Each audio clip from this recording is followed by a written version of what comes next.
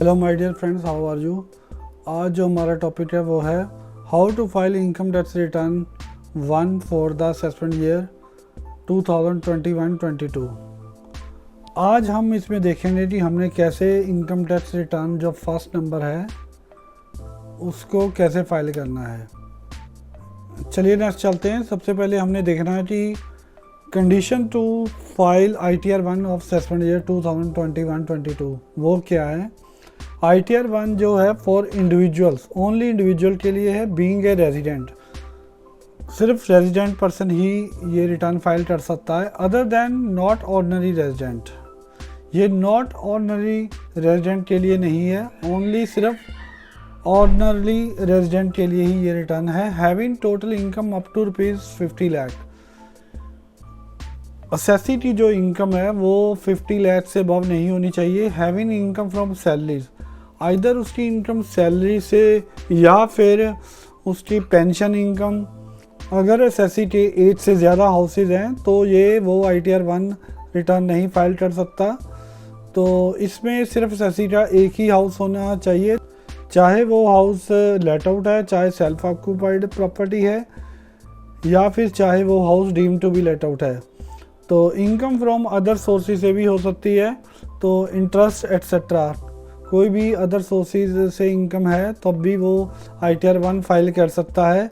और साथ में अगर एग्रीकल्चर इनकम उसकी 5000 से नीचे है तो ये ITR 1 फाइल कर सकता है। तो अगर उसकी इनकम जो 5000 से अबव है तो वो ITR 1 फाइल नहीं कर सकता। साथ में ये भी कंडीशन है, not for an individual who is either director in a company. अगर कोई पर्सन डायरेक्टर है किसी कंपनी में और has invested in unlisted equity shares, जहाँ उसने अनलिस्टेड इक्विटी शेयर्स में इन्वेस्टमेंट की हुई है, और in cases where TDS has been deducted under section 194N, या फिर उसका जो TDS डिडक्ट किया गया है अंडर सेक्शन 194N में, और या फिर income tax is deferred on ESOP, तो इस केस में ये ITR 1 फाइल नहीं कर सकता। तो चलिए हम नेक्स्ट चलते हैं कि कैसे हमने ITR 1 फाइल करनी है, ITR 1 सहज फॉर्म कैसे फाइल करना है। पहले मैं आपको एक बात बता दूं कि इसमें आप अगर ITR 1 फाइल कर रहे हैं तो सबसे पहले आपको जो मेन जो कंडीशन है वो है न्यू टैक्स रिजीम में भरे हैं कि आपने जो ऑप्शन है वो ओल्ड टैक्स रिजीम में फॉलो की हुई है।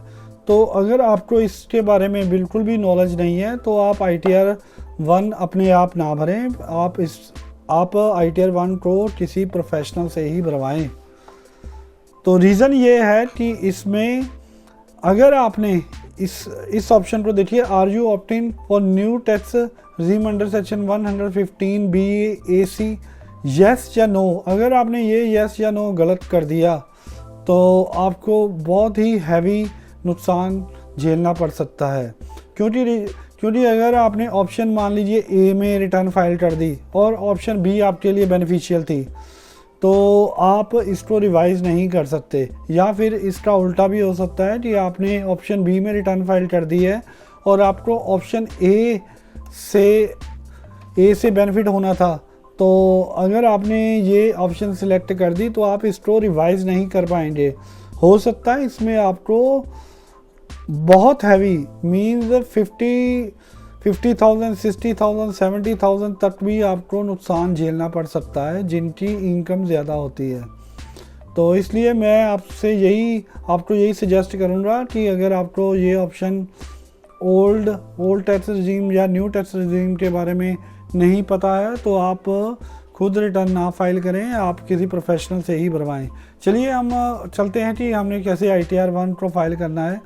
इंडियन इनकम टैक्स रिटर्न, तो ये मैं ऑलरेडी आपके साथ डिस्कस कर चुका हूँ कि कैसे आपने ये जो रिटर्न है कौन भर सकता है कौन नहीं भर सकता है। तो सबसे पहले इसमें पैन नंबर भरना होगा, नेम भरना होगा, डेट ऑफ बर्थ भरनी होगी, आधार नंबर भरना होगा। अगर आपके पास आधार नंबर नहीं है तो आप आधार एनरोलमेंट ID भी भर सकते हैं। मोबाइल नंबर भरना होगा, ईमेल एड्रेस भरना होगा। तो उसके बाद ये है कि आपने कौन से सेक्शन में रिटर्न फाइल की है। Under section 139 sub section 1 on और बिफोर ड्यू डेट, अगर आप बिफोर ड्यू डेट, जहाँ उसी दिन आप रिटर्न भर रहे हो ड्यू डेट वाले दिन, तो सेक्शन 139 सब सेक्शन 1 आएगा। अगर बिलेटरी रिटर्न है तो 139 सब सेक्शन 4, अगर आपने लेट भरी है ड्यू डेट के बाद भरे हैं। अगर आप रिवाइज भरे हैं तो तब ये सेक्शन, और अगर आपने after condonation of delay return file कर रहे हैं तो ये सेक्शन आपको टिक करना पड़ेगा। तो नेक्स्ट चलते हैं कि और filed in response to notice, अगर आपने किसी नोटिस के अंडर रिटर्न फाइल की है इसमें किसी भी सेक्शन के अंडर, तो तब भी आपको ये यहाँ पर टिक करना होगा। तो नेचर ऑफ एम्प्लॉयमेंट, क्योंकि ये मेनली सैलरीज वालों के लिए होती है रिटर्न, सैलरी या पेंशन वालों के लिए, तो इसमें से आपको यहाँ सिलेक्ट करना होगा कि आपका जो एम्प्लॉयर है वो कौन है, सेंट्रल गवर्नमेंट है, स्टेट गवर्नमेंट है, पब्लिक सेक्टर अंडरटेकिंग है। अगर वो पेंशनर है तो पेंशनर भर देगा, अदर्स में भर देगा नॉट एप्लीकेबल, तो फॉर एग्जांपल जैसे फैमिली पेंशन एटसेट्रा है तो वो नॉट एप्लीकेबल में रिटर्न यहाँ पर टिक करेंगे। अगर आपने रिटर्न रिवाइज या डिफेक्टिव अगर आपकी रिटर्न है तो उसमें ओरिजिनल रिसीप्ट नंबर और date of filing original return यहाँ आपने मेंशन करना है। तो ओरिजिनल आपकी रिसीप्ट नंबर क्या आती है, एक्नॉलेजमेंट नंबर, यहाँ पर डेट आ जाएगी। If filed in response to notice under section 139, अगर आपने नोटिस के अंडर यहाँ ये रिटर्न फाइल की है तो आपको यहाँ पर डिन नंबर भी देना होगा और डेट ऑफ सच नोटिस और ऑर्डर भी मेंशन करना होगा। सबसे इम्पॉर्टेंट बात यहाँ पर, एक ओल्ड रजीम था और एक न्यू टैक्स रजीम है, जिसमें ओल्ड में ये बताया गया था कि आपने अगर आपने कोई भी AT-CET डिडक्शन है या फिर कोई भी अदर डिडक्शन है, तो अगर आप वो as it is previous year जो आप आज तक करते आए हो, जैसे आपने सभी डिडक्शन लेनी है, तो वो ओल्ड टैक्स रजीम होगी। न्यू टैक्स रजीम में यहाँ रेट जो है थोड़े कम है, उसमें आपको कोई भी न्यू टैक्स रजीम में किसी भी तरह की डिडक्शन नहीं मिलेगी। तो इसके लिए हमने अलग से वीडियो अपलोड की है, वो आप उसको देख सकते हैं। दूसरा साथ में मैं आपको ये बता दूं, ये मैं अभी सिर्फ आपको कॉलम वाइज बता रहा हूँ, ये रिटर्न कैसे आपने जेसन फाइल में भरनी है विदाउट एनी किसी सॉफ्टवेयर की हेल्प से। तो इसके लिए मैंने अपनी नेक्स्ट वीडियो जो है वो मैं अपलोड कर रहा हूँ, तो आप उसको ज़रूर देखिएगा। तो नेक्स्ट चलते हैं, अगर are you filing return of income under 7th provision to section 139 sub section 1 but otherwise not required to furnish return of income. आपको जैसे पता ही है कि जो रिटर्न ऑफ इनकम है वो अगर नॉन सीनियर सिटीजन है तो उसके लिए 2,50,000 की लिमिट होती है। अगर उसकी 2,50,000 से अबव इनकम आ रही है तो उसको मैंडेटरी रिटर्न फाइल करना ज़रूरी होता है। तो अगर उसकी रिटर्न 2,50,000 से ग्रॉस टोटल इनकम जो है उसकी 2,50,000 से कम है तो उसको रिटर्न फाइल करने की ज़रूरत नहीं होती। लेकिन ये जो 7th provision to section 139 sub section 1 में है, इसमें कुछ ऐसी दी गई हैं कंडीशन, जिसमें अगर आपकी इनकम जो है 2,50,000 से नीचे है नॉन सीनियर सिटीज़न के केस में, और सीनियर सिटीज़न के केस में 3 लाख से नीचे है, तो तब भी आपको ये रिटर्न फाइल करनी ज़रूरी है। तो वो कौन सी कंडीशंस हैं, तो ये है, हैव यू डिपॉजिटेड अमाउंट और aggregate of amount exceeding ₹1 crore in 1 और more current account during the previous year. अगर आपने 1 करोड़ से ज़्यादा, अगर आपने एक से ज़्यादा करंट अकाउंट में ड्यूरिंग द ईयर आपने पैसे सबमिट कराए हैं, रुपीज़ सबमिट कराए हैं, तो आपको यहाँ पर यस करना होगा।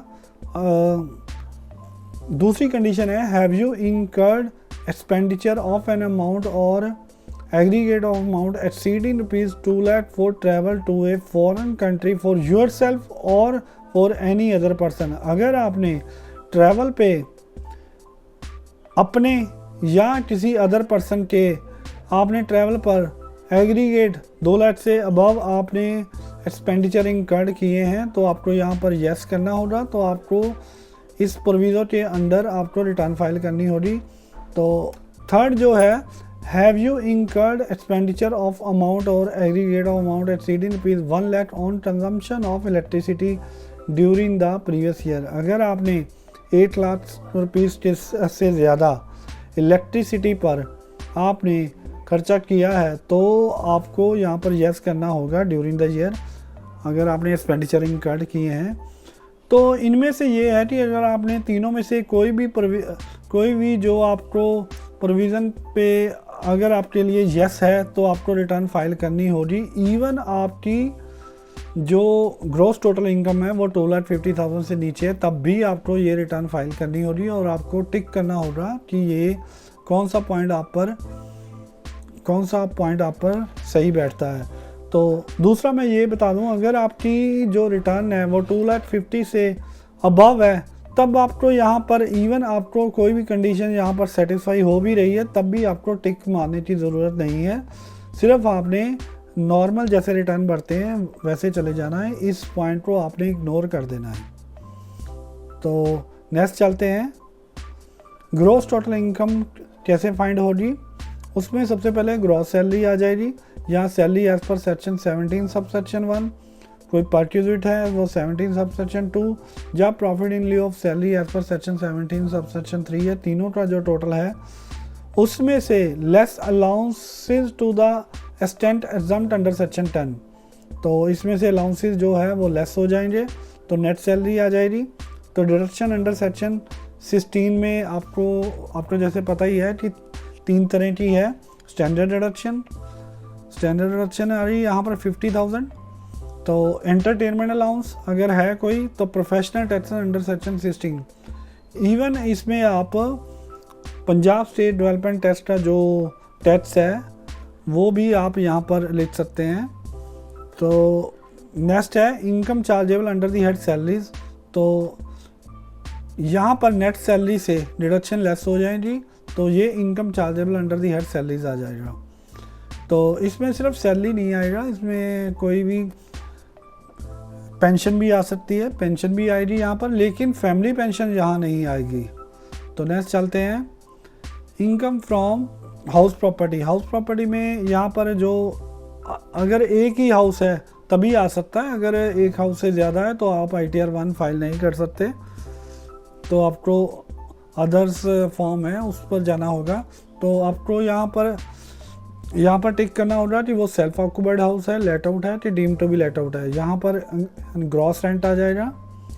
तो tax paid to local authority, municipal taxes paid आ जाएंगे। तो नेक्स्ट 30% ऑफ एनुअल वैल्यू जो स्टैंडर्ड डिडक्शन है वो लेस हो जाएगी। Interest payable on borrowed capital, तो यहाँ पर interest paid on borrowed capital जो है, जो इंटरेस्ट ऑन हाउसिंग लोन का इंटरेस्ट है, तो आपने अगर कोई हाउसिंग लोन लिया हुआ है उस पर जो इंटरेस्ट है तो वो यहाँ पर आ जाएगा। अगर वो सेल्फ ऑक्यूपाइड प्रॉपर्टी का है या फिर लेट आउट प्रॉपर्टी का एक्सेट्रा है तो वो यहाँ पर आ जाएगा। नेक्स्ट है unrealised rent receive during the year less 30%। कोई भी अनरियलाइज्ड रेंट अगर आप ड्यूरिंग द ईयर रिसीव कर रहे हैं तो 30% स्टैंडर्ड डिडक्शन लेस होती है, यहाँ पर अमाउंट आ जाएगा। तो ये आ जाए income chargeable under the head house property. यहाँ पर आप देखिए कि आपका जो अगर हो सकता है कि सेल्फ ऑक्यूपाइड हाउस हो और उसमें जो इंटरेस्ट फ्रॉम हाउसिंग लोन है तो हाउसिंग लोन का इंटरेस्ट यहाँ माइनस पे आ जाएगा। तो हो सकता है इस हेड की जो इनकम है आपकी हाउस प्रॉपर्टी की वो माइनस में आ जाए। तो उसमें ये आपने देखना है कि जो if loss put the figure in negative, अगर लॉस में है तो आपने यहाँ माइनस में लिखनी है, नेगेटिव में लिखनी है। Maximum loss from house property that can be set of is 2 lakh. 2 lakh से अबव जो है वो हाउसिंग लोन का इंटरेस्ट यहाँ पर 2 लाख से ज़्यादा नहीं आ सकता। To avail the benefit of carry forward and set off please use ITR 2। अगर आपने कैरी फॉरवर्ड या सेट ऑफ लॉस करने हैं तो आप ITR 1 नहीं फाइल कर सकते, उसके लिए आपको ITR 2 पे जाना होगा। नेक्स्ट है इनकम फ्रॉम अदर सोर्सेज। यहाँ पर इनकम फ्रॉम अदर सोर्सेज आ जाएगा, जैसे सेविंग अकाउंट का इंटरेस्ट है, तो जैसे टर्म डिपॉजिट का इंटरेस्ट है, रेकरिंग डिपॉजिट का इंटरेस्ट है, एट्सेट्रा जो भी इंटरेस्ट एंड अदर इनकम है वो यहाँ पर आ जाएंगे। तो लेस डिडक्शन अंडर सेक्शन 57 वो लेस हो जाएगा। तो अब आप देखिए कि आपके तीनों हेड का टोटल आ जाएगा, सैलरी का, इनकम फ्रॉम हाउस प्रॉपर्टी का और इनकम फ्रॉम अदर सोर्सेज का। ये आपकी ग्रॉस टोटल इनकम बन जाएगी। अगर आपने कोई भी किसी तरह का कैरी फॉरवर्ड और सेटअप लॉसेज है तो आपको ITR 1 नहीं फाइल कर सकते, उसके लिए आपको ITR 2 पे जाना होगा। तो यहाँ पर आपका ग्रॉस टोटल इनकम आपकी कैलकुलेट हो जाएगी। नेक्स्ट हम चलते हैं कि deduction and taxable total income को हमने कैसे फाइंड करना है। जैसा कि आपको पहले ही पता था कि लास्ट ईयर आपको एक बेनिफिट दिया गया था कि अगर आपने फाइनेंशियल ईयर 2019-20 में अगर कोई आपने इन्वेस्टमेंट नहीं की है तो उस साल में अगर आपने 1 अप्रैल 2020 से 31 जुलाई 2020 तक भी आपने इन्वेस्टमेंट कर दी है तो आपने रिटर्न में अगर वो क्लेम किया था पिछले साल की रिटर्न में, तो उसको आप यहाँ पर दोबारा क्लेम नहीं कर सकते। तो इसलिए आप यहाँ पर बहुत ध्यान से आपको बहुत ध्यान देना होगा कि आपने अगर वो क्लेम आपने लास्ट ईयर कर लिया था इस पीरियड में 1/4/20 से 31 जुलाई 2020 में जो इन्वेस्टमेंट की थी उसका अगर आपने 80C या 80C में कोई भी आपने क्लेम कर लिया था तो अब आप दोबारा उसका डबल क्लेम नहीं ले सकते। तो इसलिए इस पीरियड का अगर आपने उसका क्लेम नहीं लिया था तो इस पीरियड में आपने जो भी इन्वेस्टमेंट की है अगर उसमें आपने पिछले साल नहीं क्लेम लिया था तो अब आप फाइनेंशियल ईयर 2020-21 में ले सकते हैं, इस साल के रिटर्न में ले सकते हैं। तो इसके लिए आपको बहुत ध्यान देना होगा। तो ये आ गया आपका डिडक्शन में 80C 80CCC CCD सब सेक्शन 1। तो ये सभी सेक्शन में आपने जहाँ भी आपने इन्वेस्टमेंट की है तो आपने यहाँ पर उस कॉलम में अमाउंट लिख देना है और आपको क्लेम मिल जाएगा। जहाँ भी आपने इन्वेस्टमेंट की है या फिर आपने एक्सपेंसेस इनकर्ड किए हैं अकॉर्डिंग टू दीज जो डिडक्शंस के हिसाब से कंडीशंस हैं तो उसका आपको यहाँ पर डिडक्शन मिल जाएगी। तो आपने कॉलम वाइज उसमें अमाउंट आपने मेंशन कर देना है। तो यहाँ पर आपकी टोटल डिडक्शन आ जाएगी। तो नेक्स्ट है कि आपने जो भी आपकी ग्रॉस टोटल इनकम होगी यहाँ पर B4 में और जो भी आपकी डिडक्शन आई उसको लेस करके आपकी टोटल इनकम आ जाएगी। तो यहाँ पर असेसी ने अपनी टोटल इनकम फाइंड कर ली है। तो उसके बाद असेसी ने अपना एग्जम्प्ट इनकम भी अपनी उसने रिपोर्ट करनी है। तो ये जो एग्जम्प्ट इनकम है ये सिर्फ रिपोर्टिंग पर्पस के लिए है, लेकिन आपको मेंशन ज़रूर करनी है। फॉर एग्जांपल PPF का इंटरेस्ट हो गया एट्सेट्रा। तो उसके बाद जो है वो टैक्स पेबल है। तो आपने कितना टैक्स आ रहा है including cess interest 234A 234B C etcetera. तो यहाँ पर आपका अमाउंट आ जाएगा कि अगर आपका पेबल अमाउंट है तो आप उसको पेड कर दीजिए और अगर आपका हो सकता है रिफ़ंड है तो आप उसका रिफ़ंड क्लेम कर लीजिए। तो नेक्स्ट है other information details of all bank accounts. यहाँ पर आपको अपने सभी बैंक अकाउंट्स मेंशन करने होंगे, सिर्फ एक अकाउंट मेंशन नहीं करना होगा कि सिर्फ आप जो अकाउंट है सिर्फ आपने जो रिफंड के लिए शो करें, ऐसा नहीं है। आपने details of all bank account held in India at any time during the previous year excluding dormant account आपको मेंशन करने की ज़रूरत नहीं है। तो यहाँ पर IFS कोड लिखना होगा, नेम लिखना होगा, account number, select account for a fund. तो यहाँ पर जिस भी अगर आपके मान लीजिए 4 अकाउंट हैं तो उनमें से आपने जिस भी अकाउंट को रिफ़ंड के लिए चूज़ करना है तो उसको आप यहाँ पर टिक कर सकते हैं। Minimum 1 account should be selected for refund credit.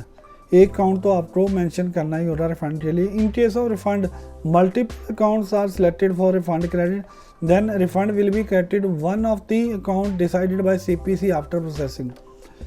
यहाँ पर बहुत सारी पिछले साल प्रॉब्लम आई थी कि किसी एक अकाउंट में वो जो वेरीफाई नहीं हो रहा था। अगर आपने 8 से ज़्यादा अकाउंट है उसको भी आपने टिक किया हुआ है तो अगर एक अकाउंट नहीं होता तो आपके दूसरे अकाउंट में अगर सिलेक्टेड अकाउंट में आपका रिफ़ंड आ जाएगा।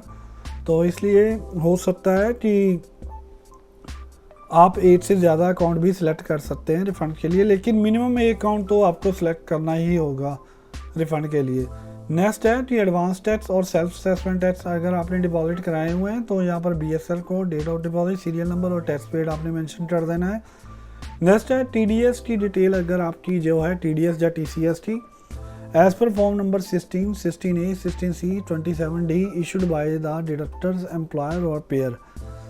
तो TDS TCS की डिटेल यहाँ पर आ जाएगी, जो भी आपने फॉर्म 16 में आपको जो भी मेंशन हो रहा है तो यहाँ पर रिटर्न, तो यहाँ पर आपने डिटेल भरनी है। उसके बाद वेरिफिकेशन है, वेरिफिकेशन में नेम आ गया और पैन नंबर आ गया, यहाँ पर सिग्नेचर एंड डेट। अब अगर आपने ऑनलाइन रिटर्न फाइल करनी है तो यहाँ पर आपको E-वेरीफाई भी करना ज़रूरी है। तो नेक्स्ट एक चीज़ मैं आपको बता दूँ कि ये रिटर्न का मैंने सिर्फ आपको बताया है कि कैसे भरनी है, कैसे कॉलम हमने भरने हैं, कैसे अमाउंट भरना है। अब जो मैं अपनी नेक्स्ट वीडियो में आप ये देखेंगे कि कैसे हमने डायरेक्टली इनकम टैक्स की साइट से सीधा हम कैसे रिटर्न फाइल करेंगे, क्योंकि इस समय आपको जैसे कि पता है कि वो जेसन फाइल से ही जाएगी, वो रिटर्न ना तो एक्सेल यूटिलिटी से जाएगी और ना ही जावा से। तो इसलिए अब सिर्फ जेसन फाइल से ही रिटर्न फाइल होगी इनकम टैक्स की रिटर्न्स। तो वो कैसे आपने फाइल करनी है उसके लिए आप हमारी नेक्स्ट वीडियो देखिए। होप आपको ये वीडियो पसंद आई होगी। अगर आपको ये मेरी वीडियो पसंद आई है तो आप हमारे चैनल को ज़रूर सब्सक्राइब करें। Thanks again.